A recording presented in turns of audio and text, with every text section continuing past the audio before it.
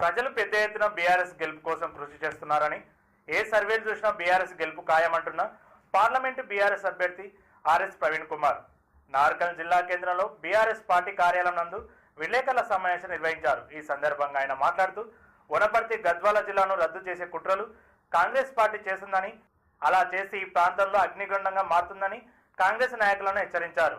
BJP గెలిస్తే రాజ్యాంగం రిజర్వేషన్లను రద్దు చేయడం చాలా విడ్డూరంగా ఉందని ఆయన అన్నారు.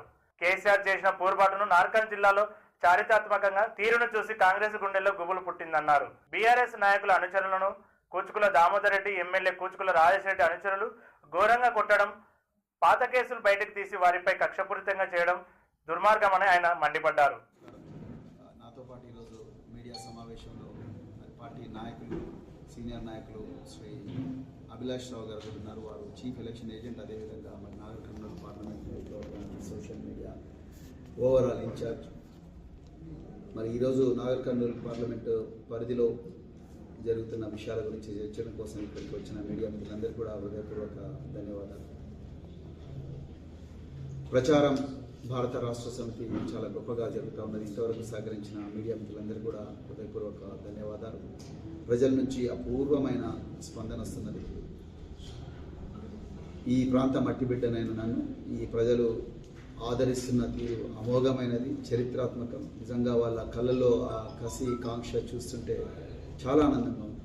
నిరుద్యోగులు కానీ, రైతులు కానీ, రైతు కూలీలు కానీ, అణిచివేయబడ్డ వర్గాలు కానీ, లేకపోతే అన్ని వర్గాల ప్రజలు, తర్వాత కార్మికులు, తర్వాత మిగతా అందరూ కూడా అన్ని వర్గాలకు చెందిన ప్రజలు చాలా గొప్పగా ఆదరిస్తున్నారు. పార్టీలకు అతీతంగా నన్ను ఆదరిస్తున్న తీరు చాలా అమోఘమైనది. ఈ ప్రాంత ప్రజలు రుణం నేను తప్పకుండా తీర్చుకుంటానని నాకు అనుకుంటున్నాను. ఇకపోతే ఈ ప్రాంతంలో ఉండే అతి ముఖ్యమైన సమస్యలు మా దృష్టికి వచ్చినాయి. మొట్టమొదటి సమస్య చాలా ఆందోళనకరమైన సమస్య, చాలా ఈ ప్రాంతం యొక్క భవిష్యత్తును ప్రశ్నార్థకం చేసే ఒక సమస్య ఏంటంటే, ఇప్పుడున్న కాంగ్రెస్ ప్రభుత్వం వనపర్తి గద్వాల జిల్లాలను రద్దు చేసే కుట్ర చేస్తుందన్నది సమాచారం అందుతూ ఉన్నది. ఇది చేస్తే మాత్రం ఈ ప్రాంతం అగ్నిగుండం అవుతుందని నేను ఈ ప్రభుత్వానికి హెచ్చరిస్తున్నా. ఎట్టి పరిస్థితుల్లో కూడా దీంట్లో కాంప్రమైజ్ అయ్యే సమస్యనే లేదు. ఎంతో కష్టం, ఎంతోమంది అమరవీరుల త్యాగాల ఫలితంగా వచ్చిన తెలంగాణ, తద్వారా పరిపాలన సౌలభ్యం కోసం, ప్రాంతాల అభివృద్ధి కోసం మరి ఉమ్మడి పాలమూరు జిల్లాను పాలమూరు, మహబూబ్ నగర్, నారాయణపేట, గద్వాల, అదేవిధంగా వనపర్తి, అలాగే నాగర్ కర్నూలు జిల్లాలుగా ఆనాడు విభజించింది. ఇజ్రాయెల్లో ఉండే పాలమూరు జిల్లాను 3, 4, 5 భాగాలుగా విభజించే ప్రయత్నం ఆనాటి ప్రభుత్వం చేసింది. దానివల్ల పరిపాలన అభివృద్ధి చెందింది, ప్రజలకు అధికారులు అందుబాటులో వచ్చారు. తర్వాత తద్వారా ఆ ప్రాంతం యొక్క ఆర్థిక వ్యవస్థ బాగుపడ్డది. కానీ ఇవాళ మరి కాంగ్రెస్ ప్రభుత్వం, రేవంత్ రెడ్డి ప్రభుత్వం ఈ ప్రాంతంలో ఉండే వనపర్తి, అదేవిధంగా జోగులాంబ గద్వాల జిల్లాను రద్దు చేసి జోగులాంబ గద్వాల జిల్లాను మహబూబ్నగర్లో కలపడం, అదేవిధంగా వనపర్తిని తీసుకొచ్చి నాగర్ కర్నూలు జిల్లాలో కలుపుతున్నారన్న ఒక వార్తలు వస్తున్నాయి. ఇది జరిగితే మాత్రం ఈ ప్రాంతం అంతా అగ్నిగుండం అవుతుంది. దయచేసి కాంగ్రెస్ ప్రభుత్వం ఈ ఆలోచన విరమించుకోవాలి. విరమించుకోకపోతే మాత్రం ఈ ప్రాంతంలో ప్రజలు తిరగబడతారు. ఈ తర్వాత మళ్ళీ జరగబోయే పరిణామాలకు మరి రేవంత్ రెడ్డి గారే బాధ్యత వహించాలనేది మొట్టమొదట మీ అందరికీ కూడా దృష్టికి తీసుకొస్తున్నాను. అదేవిధంగా మరి బీఆర్ఎస్ పార్టీకి, అదేవిధంగా దాని అభ్యర్థి ఆర్ఎస్ ప్రవీణ్ కుమార్ చేస్తున్న స్పందన, కేసీఆర్ గారి పోరుబాట నాగర్ కర్నూలు పట్టణంలో చరిత్రాత్మకంగా జరిగిన తీరు చూసి కాంగ్రెసు వాళ్ళు గుండె బేజారైతే ఇవాళ తోడిగుర్తులో ఈరోజు ఉదయం బీఆర్ఎస్ కార్యకర్తలను ఘోరంగా కొట్టి, కూచుకుల దామోదర్ రెడ్డి అనుచరులు, కూచుకుల రాజేష్ రెడ్డి అనుచరులు ఘోరంగా కొట్టి వాళ్ళ మీదనే ఉల్టా కేసులు పెట్టే పరిస్థితి. ఆ వీడియోలు పోలీసులకు తెలియదా, మరి తెలుసో నాకు తెలియదు, కానీ ఘోరంగా దాడులు చేసే పరిస్థితి అనేది ఈ వారం రోజులు పోలీసు వాళ్ళు ఈ కాంగ్రెస్ శ్రేణులు విపరీతంగా బీఆర్ఎస్ శ్రేణుల మీద దాడులు చేసే ప్రమాదం ఉన్నది. మరి నేను ఎస్పీ గారికి కూడా అఫీషియల్గా రిక్వెస్ట్ చేయబోతున్నాను. ప్రజ్వల్ రేవన్న అనే ఒక పార్లమెంటు సభ్యుడు గత 4, 5, 6, 7 సంవత్సరాలుగా 1000 మంది మహిళలను, 2900 మహిళలను ఘోరంగా అత్యాచారం చేసి వాళ్ళ వీడియోలు తీసి తన సెల్ ఫోన్లో దాచిపెట్టుకున్నాడు. ఆయనకు ఎన్డీఏ టికెట్ ఇచ్చి, నేషనల్ డెమోక్రటిక్ అలయన్స్, ఏ ఎన్డీఏ అయితే నరేంద్ర మోడీ నాయకుడు, అమిత్ షా నాయకుడు, ఆ ఎన్డీఏ ఆయనకు టికెట్ ఇచ్చి ఆయనను గెలిపించండి అని సాక్షాత్తు నరేంద్ర మోడీ గారే ప్రచారం చేసింది.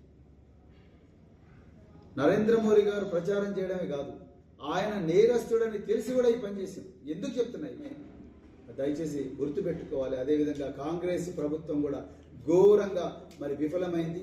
అదేవిధంగా ఇక్కడ వాళ్ళు బీజేపీ కాంగ్రెస్ రెండు కూడా కలిసికట్టుగా ఉండి బీఆర్ఎస్ను మరి దెబ్బతీయడానికి ప్రయత్నం చేస్తున్నాయి. కానీ ఒక్కటి మీకు చెప్పాలనుకుంటే తెలంగాణ ప్రజలకు అన్ని సర్వేలు కూడా బీఆర్ఎస్కు దాదాపుగా 10 నుంచి 12 సీట్లు వస్తాయని అన్ని సర్వేలు కూడా చెప్తున్నాయి. బీఆర్ఎస్ భారీ మెజారిటీతో గెలవబోతున్నది. తెలంగాణ అనేది నివురు గప్పిన నిప్పులాగా మరి రగులుతా ఉన్నది కోపంతో. ఎందుకంటే ఒకవైపు కాంగ్రెస్ ప్రభుత్వం మోసం చేసింది, మరోవైపు బీజేపీ రాజ్యాంగాన్ని రద్దు చేస్తా అంటా ఉన్నది.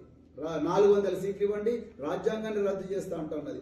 రాజ్యాంగాన్ని రద్దు చేస్తే మొట్టమొదట పోయేది రిజర్వేషన్, కులపరమైన రిజర్వేషన్లు, మతపరమైన రిజర్వేషన్లు పోతాయి.